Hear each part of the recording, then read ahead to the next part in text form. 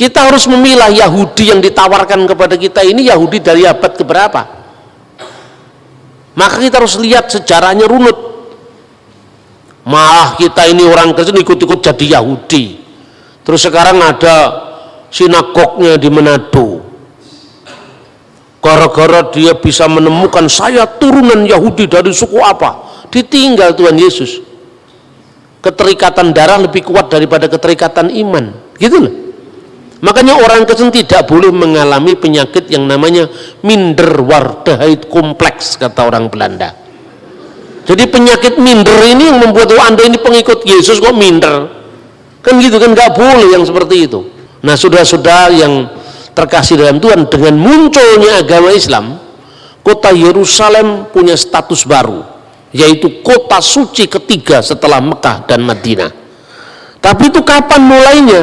Maka semua klaim-klaim baik itu Yerusalem itu miliknya Islam, itu tanah wakaf sampai akhir zaman misalnya, kemudian dia Yahudi, untung orang Kristen tidak terlalu ikut mengklaim. Karena apa? Bagi orang Kristen Yerusalem baru itu lebih penting ketimbang Yerusalem sekarang.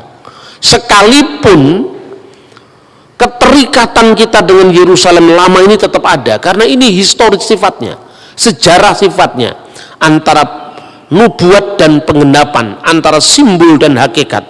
Makanya tidak mungkin ada perjanjian baru tanpa perjanjian lama. Tidak mungkin ada Israel baru yang disebut gereja tanpa Israel yang lama. Sedangkan simbolnya aja mulai Pesah, Paskah juga sama kok. Kitabnya orang Yahudi utuh-utuh kita terima tanpa revisi apapun. Soal beda terjemahan itu lazim lah. Yang luar biasa kan gini, orang dituduh kitabnya palsu. Ini pembahasan besok. Bayangkan 2000 tahun lebih Samaria Yahudi berpisah. Kurang dari 2000 tahun sejak tahun 90 Masehi Kristen dan Yahudi berpisah. Tapi Tauratnya masih sama. Yaitu Taurat Musa itu loh. Dari Kejadian, Keluaran, Imamat, Ulangan, Bilangan, Ulangan. Sama. 2000 tahun berpisah. Tauratnya Yahudi, Tauratnya Samaria, dan Kristen sama. Cuma orang Samaria tidak percaya dengan Yosua terus sampai Maleakhi, dia tidak percaya. Karena apa?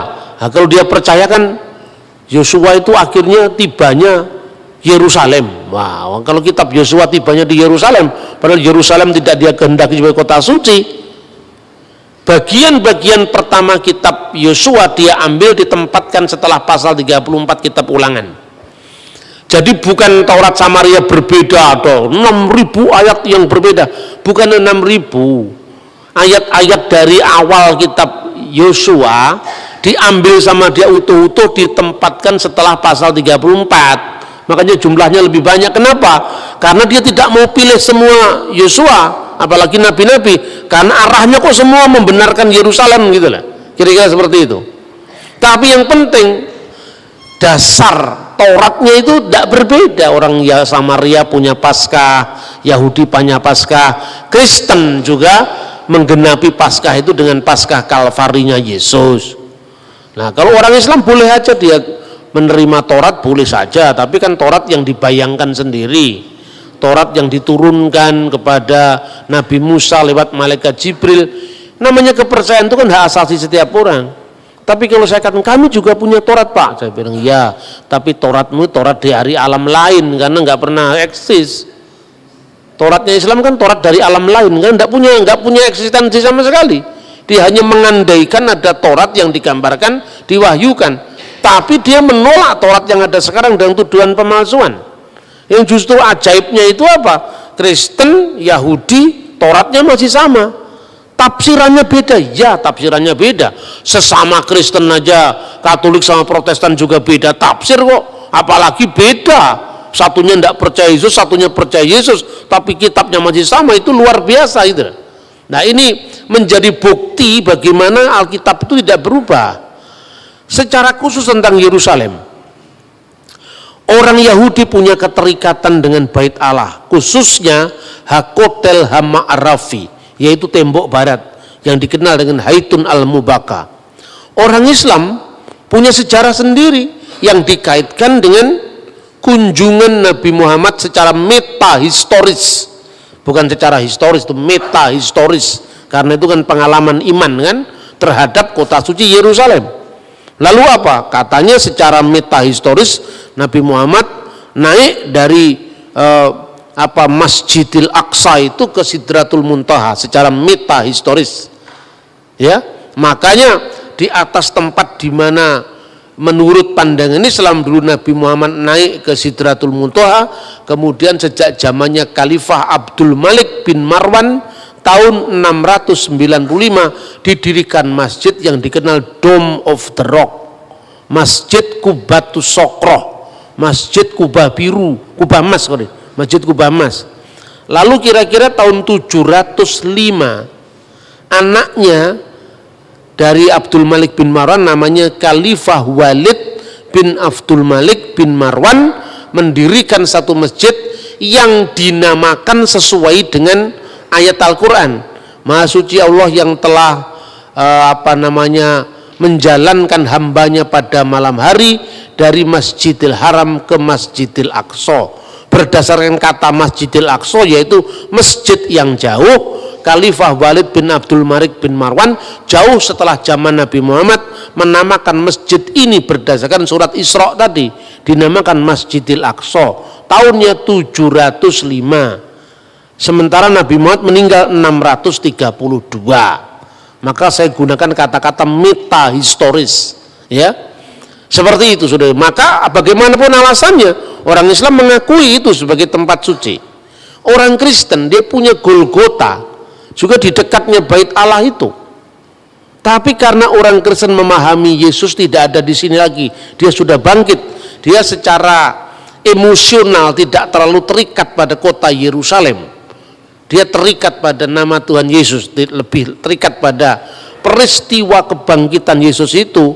Meskipun orang Kristen juga sangat mencintai kota Yerusalem karena eksistensi Golgota ada di sana. Nah, jadi tiga kelompok ini memiliki pengalaman historis terhadap kota suci Yerusalem. Lalu Palestina dan Israel secara politik, bagaimana dia memahami klaim-klaim ini kan? Ya, lalu klaim historis itu miliknya Palestina atau miliknya Israel? Kita uji pertama. Sekarang kita uji klaim Israel dulu. Orang Israel selama 2000 tahun mereka selalu berdoa, berharap, mendamba. Mereka selalu mengatakan tahun ini kita di sini lasana habba'ah Yerusalem, tapi tahun depan kita di Yerusalem. Itu bukti liturgis bahwa mereka selalu merindukan kota Yerusalem sekalipun mereka terserak-serak di seluruh dunia.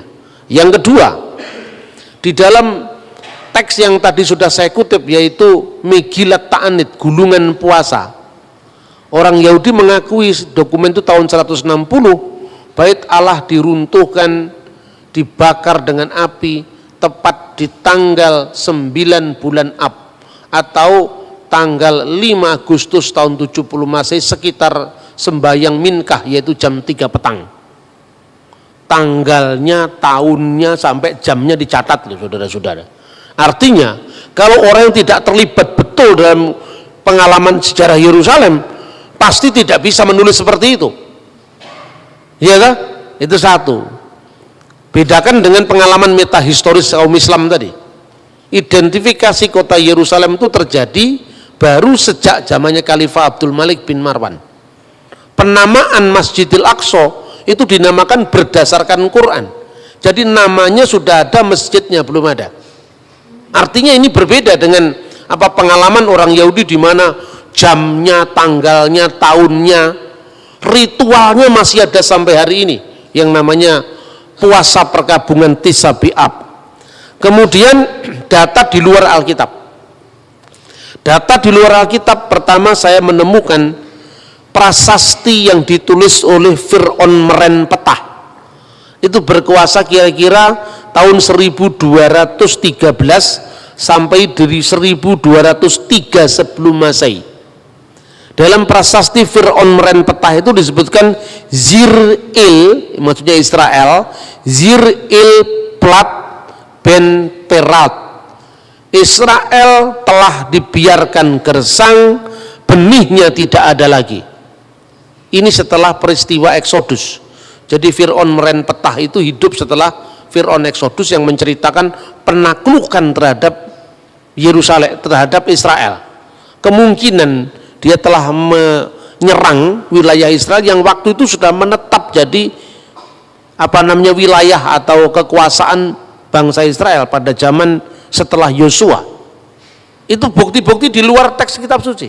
Kedua, bukti-bukti dari zaman setelah Raja Daud, yaitu prasasti batu Mesa Stone yang ditemukan di Yordan. Kalau saudara pergi ziarah ke Israel, Anda akan menemukan replikanya itu di Gunung Nebo, di gereja Fransiskan Katolik. Di situ ada data arkeologinya yang namanya batu Mesa. Di situ tertulis itu zamannya Israel sudah terbelah menjadi dua. Israel di Samaria, Yehuda di Yerusalem. Kira-kira prasasti itu muncul tahun 850, ada kata-kata Omri Melek Yisrael. Omri Raja Israel. Jadi artinya Israel sebagai negara yang berdaulat dengan teritorial tertentu itu sudah ditulis dalam prasasti merenpetah dari abad 12 sebelum Masehi. Bahkan ada tertulis dalam inskripsi-inskripsi dari musuhnya Israel, yaitu Raja Mesa, yang kisahnya juga ada dalam Alkitab, itu disebutkan prasasti batu Mesa itu 850 sebelum Masehi. Nah sekarang kita menguji bagaimana klaimnya Palestina. Yang disebut Palestina itu pertama kali muncul kalau data biblikal itu dalam kitab Kejadian pasal 10 ayat 13 sampai 14. Di situ disebutkan Filistin. Kata Filistin, Palestina, Filistin adalah keturunan Kaslihim. Kemudian Ulangan pasal 2:23 dia menyebut tentang orang-orang Filistin dari Kaftor. Kaftor itu Yunani. Dari Kaftor, ya, termasuk 5 kota kuno yang disebut Pentapolis. Polis itu kota, penta itu 5. Apa itu? Gaza, Askelon, Asdod, Ekron, dan Gad. Makanya kita melihat Goliat dari Gad itu menjadi wilayahnya orang Palestina. Wilayahnya di mana? Dari seberang selatan ke utara, dari lembah Gaza hingga sungai Yarkon. Tetapi orang Palestina yang disebutkan di sini tidak pernah eksis jadi sebuah negara. Hanya pendatang baru dari Kaftor. Maka di dalam terjemahan Alkitab Septuaginta mereka disebut dengan 3 nama. Pertama, Pulistin, Palestina. Helenas, orang-orang Yunani karena mereka datang dari wilayah Yunani. Atau Alopuloi, bangsa-bangsa lain, sebagai terjemahan dari kata-kata Goyim. Jadi termasuk orang Goyim di luar Israel. Penemuan arkeologi akhir-akhir ini menunjukkan bahwa tempat-tempat di wilayah misalnya Asdod, Askalon, Gad itu banyak ditemukan tulang-tulang babi. Artinya apa? Daerah itu pasti dulu daerah yang dihuni oleh orang-orang Filistin purba. Nah pertanyaannya, Filistin purba ini tidak pernah eksis jadi negara. Berarti berbeda dengan Israel yang jelas eksis jadi negara. Prasasti merenpetah, prasasti batu yang ditemukan di Yordan tadi, batu Mesa di Yordan, Mesa Stone. Jelas itu ada eksistensi sebagai negara. Sementara Filistin itu adalah pendatang. Tapi apakah Filistin dalam zaman Alkitab itu sama dengan Palestina sekarang? Nah, itu yang jadi masalah.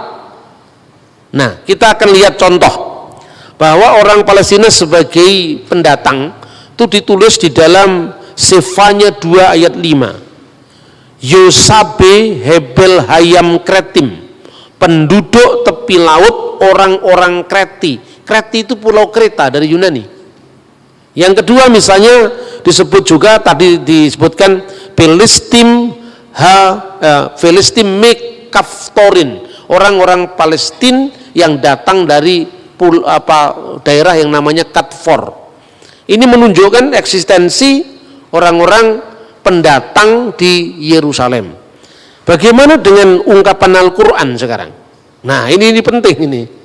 Justru anehnya Al-Quran sendiri, kalau ini dijadikan rujukan sebagai konflik agama, justru di dalam Al-Quran surat Al-Maidah ayat 21 menegaskan bahwa kepada Musa, kaumnya Musa telah diberikan tanah suci, yaitu Israel. Disebutkan di dalam surat Al-Maidah 21 digambarkan Nabi Musa itu menyampaikan kepada kaumnya, ya qaumi udkhulu al-ardal muqaddasal lati kataballahu lakum. Wahai kaumku, ya qaumi udkhulu, masuklah al-ardal muqaddas, ke tanah suci, allati, yang oleh Allah kataballahu lakum, diberikan kepadamu. Nah, bagaimana teks ini kemudian dipahami oleh orang-orang pejuang Hamas Palestina sekarang? Sejak orang-orang Israel menolak Muhammad sebagai nabi terakhir, maka perjanjian ini sudah batal katanya. Dan sekarang tanah Palestina itu sebagai tanah wakaf yang diberikan oleh Allah kepada umat Islam sampai akhir zaman. Itulah. Jadi ini Quran ini katanya batal karena sejak orang Yahudi menolak Isa Al-Masih dan Muhammad, itu kira-kira. Nah itu satu. Kemudian kalau Palestina itu, Palestina modern, memakai dalil agama untuk menguasai Israel, maka mereka harus mau disamakan dengan apa yang dikenal dalam Quran kaum raksasa, kauman jabarin. Kauman jabarin, orang-orang raksasa yang diusir dari tanah suci bersamaan dengan masuknya kaum Musa, dan itu disebutkan di dalam surat Al-Maidah ayat 22. Kacau kalau itu dilakukan, kalau dalil agama. Israel terlalu kuat dalilnya, baik dalil itu hukum internasional maupun data sejarah di luar Alkitab maupun data sejarah Alkitab, bahkan Quran sendiri menyebut itu adalah miliknya Israel. Kan gitu kan? Nah ini repot. Dan yang ketiga sekarang, nama Palestina modern itu yang dikenal sekarang, apakah itu sama dengan Filistin? Ternyata tidak. Karena apa? Setelah runtuhnya Bait Allah tahun 70 Masehi, kira-kira tahun 136 Kaisar Hadrianus menguasai Yerusalem secara lebih keras lagi. Pasca pemberontakan Bar Kokhba itu oleh Rabi Yahudi saat itu ditahbiskan jadi putra bintang, itu adalah Mesias. Tapi ketika Bar Kokhba kemudian ditundukkan oleh Romawi, maka orang-orang Yahudi semua terusir semua. Saat itu nama Israel harus terhapus dari peta sejarah. Makanya dibuat sebuah strategi untuk menghapuskan negara Israel. Nah, pada zaman dahulu Israel kan dijajah oleh Romawi. Pada saat kematian Herodes Agung, ketiga anaknya diberikan warisan oleh pemerintah Romawi karena bangsa Yahudi tidak suka dan ketiga anak Herodes Agung ini, yaitu Herodes Antipas, kemudian Herodes Archelaus, kemudian Herodes Philippus. Mereka tidak setuju dengan tiga-tiganya, tapi dipaksa jadi tiga. Yang pertama wilayah Galilea yang diperintah oleh Archelaus, wilayah satunya wilayah Antipas yaitu adalah wilayah Yudea, dan wilayah Samaria. Ketiganya ini diberikan pada anak-anak Herodes. Pada waktu Kaisar Hadrian dengan para jenderalnya menguasai Yerusalem, akhirnya apa? Terjadi perluasan kota. Jadi wilayah Yudea dijadikan provinsi, wilayah Galilea dijadikan provinsi, wilayah Samaria, dataran tinggi Golan dijadikan provinsi. Maka wilayah Syria digabung dengan wilayah Yudea, dan namanya adalah Syria Palestina. Nama Palestina justru yang mengangkat itu adalah kaisar pagan yang namanya Hadrianus.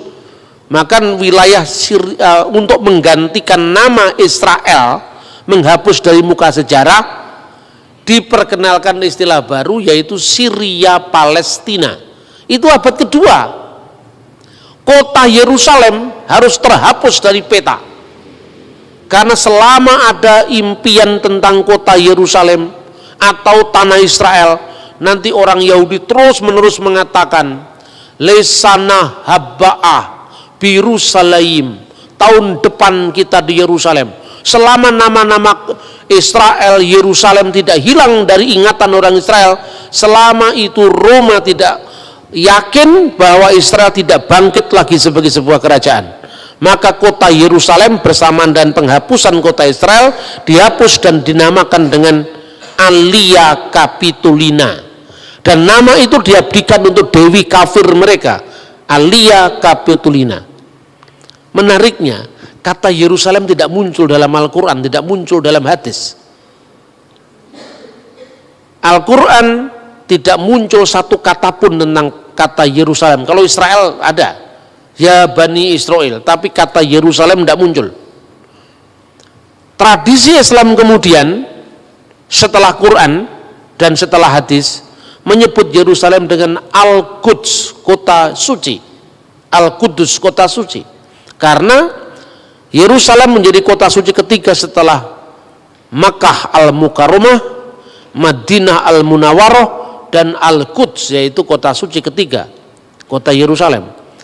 Yang menarik, perjanjian Umar bin Khattab ketika memasuki kota Yerusalem, dia adalah sahabat Nabi setelah Abu Bakar, kemudian Umar.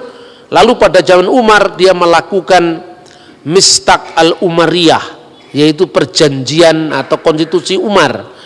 Dia menyebut kata Yerusalem penduduk Ilia, dan kata Ilia itu ada dari kata Alia Capitolina. Jadi artinya justru data dari sumber sejarah Islam klasik malah tidak menyebut kota Yerusalem sesuai dengan nama yang diberikan dari Taurat, kota Salem, dan nama yang diberikan kitab nabi-nabi, Yerusalem, tapi nama yang diberikan oleh Kaisar Pagan yaitu Elia, Alia Capitolina.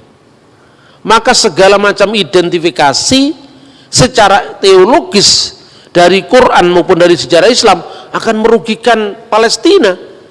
Karena apa? Yang jelas Quran tidak menyebut kata Yerusalem, Quran malah menyebut kata tradisi Islam kemudian malah menyebut kota Alia, dan Alia itu membenarkan Alia Capitolina. Kalau dia menyebut Filistin, itu sama dengan tadi kaum raksasa yang dikalahkan Daud, yaitu Goliat, dan itu ada dalam surat Al-Maidah. Kaum raksasa yang diusir dari kota tanah suci begitu kaum Musa memasuki kota suci itu. Ini sulitnya identifikasi keagamaan bagi perjuangan Palestina. Lalu sisa satu lagi, kalau gitu apa yang harus dilakukan? Ya lihat dari hukum internasional sekarang. Satu-satunya begitu, tidak bisa pembenaran secara agama. Kalau pembenaran agama, Israel pasti menang. Wong jelas itu datanya tidak hanya ada dalam kitab suci, baik Taurat, Injil, Quran, bahkan catatan-catatan sejarah yang menunjukkan bahwa bangsa Israel memang eksis sebagai bangsa. Tetapi hukum internasional memang tidak memiliki aturan yang jelas. Bagaimana kalau sebuah negara 2000 tahun sudah hilang kemudian kembali? Lah ini hanya ada di dalam rencana Tuhan, tidak ada di hukum internasional ini. 2000 tahun sudah meninggalkan kota Yerusalem, jadi masalah. Di situ sudah pernah diduduki orang Roma, setelah Roma Persia, setelah Persia Roma lagi, setelah Roma kemudian Arab, setelah Arab kan bangsa Arab itu menduduki ketika zamannya dinasti Umayyah, zamannya Khalifah Abdul Malik bin Marwan. Lalu dinasti Umayyah runtuh jadi dinasti Abbasiyah, kemudian dinasti Mamluk Mesir, terakhir adalah dinasti atau kekalifan Ottoman. Kekalifan Ottoman itu Turki modern. Nah, waktu Perang Dunia Pertama tahun 1914, mereka kalah dengan lawan-lawan mereka. Karena Turki di pihak yang kalah perang, maka otomatis daerahnya diserahkan kepada yang menang perang. Itu Perang Dunia Pertama 1914. Lalu diserahkanlah kepada Inggris. Sementara di wilayah Israel itu sudah ada orang-orang Arab, ya, orang-orang Arab itu sebetulnya Palestina modern itu kan orang-orang Arab itu, baik itu orang Kristen maupun orang Islam. Di situ juga ada orang-orang Yahudi yang mulai aliyah itu emigran dari benua Eropa, dari Amerika, dari Timur Tengah, dari India, semua masuk ke situ. Mereka membeli tanah orang setempat, sebagian ngerampas, ya itu juga diakui bahwa ada orang-orang Zionis itu yang ngerampasi tanahnya orang-orang Palestina Kristen, seperti yang dialami oleh Abuna atau pendeta Elias Sakur. Keluarganya dirampas kebun anggurnya, alasannya dijadikan apa itu ternyata dimiliki oleh orang Israel. Itu harus diselesaikan tidak di dalam konteks negara, tapi dalam konteks penegakan HAM, kan itu kan harus dipilah mana bukan Palestina sebagai negara tapi rakyat Palestina. Itu yang terjadi. Makanya pada saat sekarang ini ada seorang Arab Kristen Palestina, namanya adalah Hanan Nasrawi. Dia selalu memenangkan diplomasi di forum internasional. Kalau pihak Hamas itu pihak Islam yang garis keras itu munculnya setelah Intifadah tahun 1987. Mereka selalu mengatakan hapus peta Israel dari muka bumi, ya itu kan cakar PDW itu. Ya, karena ini tanah wakaf umat Islam sampai akhir zaman, dia semaunya sendiri kan, ya begitu hukum internasional. Dan dokumennya tidak ada seperti itu. Tanah wakaf itu kan urusanmu. Tahu hukum internasionalnya seperti apa? Hanan Nasrawi sadar, sebagai seorang Kristen dia tahu Alkitab pasti. Bukan dia tahu Alkitab, dia tahu dokumen-dokumen sejarah. Bahwa kalau kita memakai dalil keagamaan kita mesti kalah. Karena memang baik Al-Quran maupun Alkitab kalau dalil agama membenarkan kepemilikan Israel. Lalu dia pakai dalil HAM. Waktu saat ada konflik tanah, bahwa ada orang-orang Israel yang menguasai tanah itu secara paksa, pembayaran ganti rugi nggak dilakukan, orang itu terusir. Terus ditanya di forum internasional, di PBB, orang yang bersangkutan itu dihadirkan. Ini tanah milik siapa? Negara Israel mengklaim ini tanah wilayah Israel. Ya, saya tahu ini wilayah Israel. Tapi tanah itu miliknya siapa?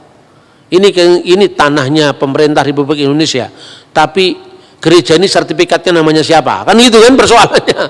Tetangga sebelah itu masa ada sertifikat miliknya Republik Indonesia? Enggak kok. Sertifikatnya itu punya siapa? Misalnya punya Tuan Samuel. Tuan Samuel berasal dari mana tanah ini? Dari bapak saya Tuan Daud. Tuan Daud dari mana? Oh, dari kakek saya Tuan Sulaiman. Oh, jelas. Mana sertifikatnya? Ini sertifikatnya. Sertifikat ini tidak dicabut ketika Israel menguasai tempat ini.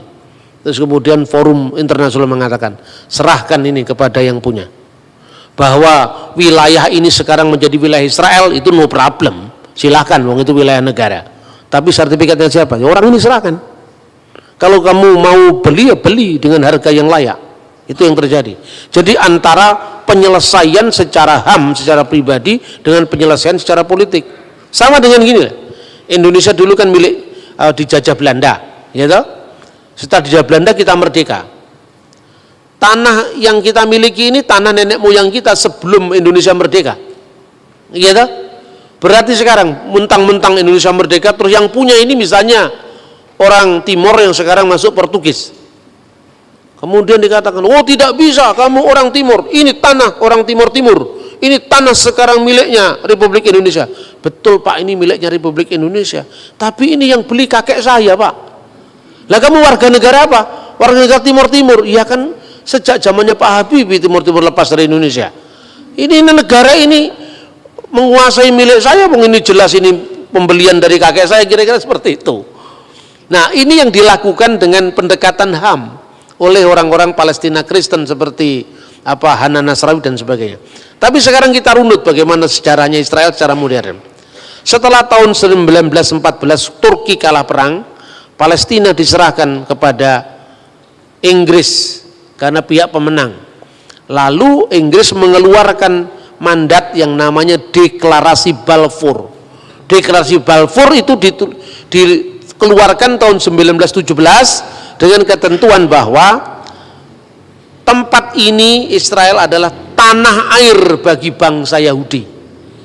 Nah, lalu menimbulkan protes bagi orang-orang lokal yang menghuni tempat itu sebelum pendatang-pendatang Yahudi datang ke tanah Israel.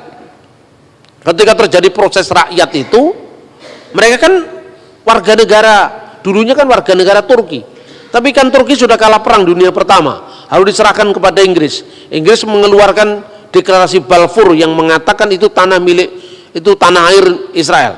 Orang-orang yang menduduki tanah itu sebelum Israel datang, artinya orang-orang Yahudi yang datang dari barat tadi keberatan. Lalu pada tahun 1937 dikeluarkan yang namanya Komisi Lordville, karena ada orang yang namanya Tuan Ville, maka Lordville. Di sana dibuat obsesi pilihan, ya, tanah Israel di tanah yang sama itu, di tanah suci itu, pembentukan dua negara dalam koeksistensi damai, yaitu negara Israel dan negara Palestina. Itu ditawarkan tahun 1947, dikeluarkan lagi resolusi PBB 181 yang mengatakan mengulangi kembali solusi dua negara. Di tanah suci ada dua negara, yaitu negara Israel dan negara Palestina, dengan catatan kota Yerusalem tidak boleh, Yerusalem Timur tidak boleh menjadi ibu kota salah satu negara yang berkonflik. Yerusalem Timur harus ditentukan statusnya secara hukum internasional sebagai corpus separatum, sebagai bagian yang terpisah di bawah hukum internasional. Takhta Suci Vatikan sepakat dengan PBB, Israel sepakat dengan PBB, tetapi orang Palestina menolak karena dihasut oleh suku orang-orang Arab tetangganya. Oh, tidak bisa, mereka tidak mau terima. Status wilayah tanah suci itu statusnya kosong kekuasaan. Karena apa? Ini kan statusnya masih di bawah mandat internasional, mandat Inggris yang memenangkan perang dunia pertama, kan itu kan? Berarti statusnya apa? Statusnya dia kosong. Ketika orang-orang Palestina masih sibuk menolak dan mereka punya agenda menghapus Israel dan tidak ada negara Israel sampai kapanpun juga di wilayah Palestina. Sementara status quo wilayah itu dalam kondisi tidak lagi di bawah Turki, karena Turki sudah kalah perang sama lawan-lawannya yang antara lain Inggris. Israel curi start untuk kemerdekaannya. Ya, mumpung ini masih kosong, tidak di wilayah siapa-siapa, kemudian ada deklarasi Balfour yang mendukung itu tanah air Israel. Soal Palestina nanti mau terima atau tidak urusan lain, yang penting sudah ada jalur hukum bahwa ini adalah statusnya kosong. Maka dia proklamirkan kemerdekaan 14 Mei 1948. Itu kira-kira seperti itu loh. Jadi kalau saya membahasnya kan netral, saya ngomong sejarah ya sejarah. Begitu 14 Mei 1948 negara Israel diproklamirkan, negara-negara Arab mengeroyok Israel. Salah satunya Libanon, Suriah, Irak, Yordan, Mesir, dan Saudi Arabia. Negara-negara Arab yang mengeroyok Israel itu tidak semuanya Islam. Libanon mayoritas Kristen waktu itu. Jadi tidak bisa kita batasi hanya konflik agama. 5 negara tadi kalah semua sama Israel. Dan ini orang yang heran, pengamat militer juga heran.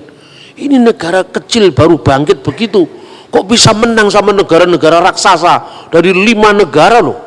Lebanon, Suriah, Irak, Yordan, Arab Saudi. Bahkan kemenangan itu telah menambah wilayah. Yang dulu kan ditentukan, ini wilayah Israel, ini wilayah Palestina oleh mandat PBB. Resolusi 181. Dengan kemenangan perang itu dia menambah wilayahnya 50% lebih. Jadi dari dulu yang menjadi wilayahnya Palestina sekarang menjadi wilayah Israel. Lah, ini kan bukan pencaplokan, ini menang perang kok. Salahnya sendiri kamu menolak kemarin. Kalau kamu menerima opsi 2 negara, selesai kan wilayah masing-masing.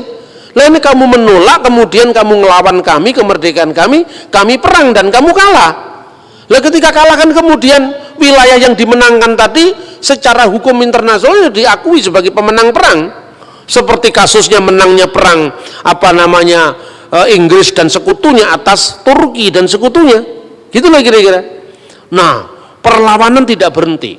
Mulai muncul selain perang tahun 48, lalu disusul lagi perang 6 hari tahun 1967, terakhir perang Yom Kippur 1973. Di peperangan Yom Kippur itu menarik. Orang Yahudi pada masa raya kan tidak boleh perang, diserang mendadak, tapi ya menang akhirnya. Nah, ketika Israel itu menang, ini menjadi problem bagi negara-negara itu. Kemudian perjanjian terus dilakukan. Muncullah Yasser Arafat. Yasser Arafat itu istrinya orang Kristen, menikah campur itu, menikah beda agama itu. Jadi di Timur Tengah itu istrinya tetap Kristen, makanya dulu kalau Natalan selalu istrinya itu datang ke gereja, ikut liturgi sampai selesai, Arafat menunggui di sampingnya. Di Timur Tengah yang begini bukan pemandangan yang aneh. Biasa ulama masuk gereja mengucapkan selamat Natal itu biasa. Itu yang dilakukan oleh Rafsanjani di Iran, yang dilakukan Syekh Al-Azhar di Mesir, yang dilakukan mulai Presiden Yasser Arafat sampai Presiden Mahmud Abbas. Palestina sekarang itu biasa. Hanya orang Indonesia aja yang lebih Arab ketimbang orang Arab. Tapi ya sudah, ini kan urusan akidah masing-masing, silakanlah. Saya cuma membandingkan bahwa mengucapkan selamat Natal di negara-negara Arab itu bukan hal yang aneh itu loh. Kemudian solusi dua negara tadi diterima oleh Arafat. Arafat menerima solusi dua negara, tapi pada pihak lain tetap intifadah jalan. Artinya ada orang Palestina moderat di garisnya Fatahnya Arafat ini, lalu orang Palestina yang garis keras, faksi agama, melahirkan yang namanya Hamas. Pada saat keras-kerasnya intifadah itu tahun 1987. Akhirnya sejak saat itu Palestina terbelah menjadi dua, yaitu faksi Hamas dan faksi Fatah. Itu yang terjadi seperti itu. Nah, pada saat sekarang ini setelah pemilu tahun 2006 ya, kemudian sebelum itu ya tahun 80-an itu sampai Presiden Anwar Sadat mati terbunuh itu kan karena perjanjian damai dengan Israel. Nah, 50% lebih dari kemenangan perang tadi lewat meja perundingan sama Israel dikembalikan ke Mesir. Maka Sinai saya kembalikan, ya, wilayah Yordan juga ini milik kamu, tapi kamu jangan ganggu saya lagi ya. Nah, makanya sejak saat itu Yordan sama Mesir sekarang menjadi sahabat Israel, Saudi menjadi sahabat Israel, Irak belum, Lebanon masih keras ya kan. Itu yang terjadi sekarang ini. Nah, kemudian baru beberapa tahun terakhir ini mereka ingin menerima solusi dua negara damai, tetapi minta wilayah sebelum perang, yang tidak bisa dong. Loh, kamu kemarin kan ngelawan perang, setelah perang saya menang, masa wilayah yang sebelum perang yang ditentukan PBB kamu minta lagi? Tidak bisa. Jadi itu dikatakan pencaplokan wilayah-wilayah Palestina itu sejatinya tidak seperti itu. Ini secara jujur.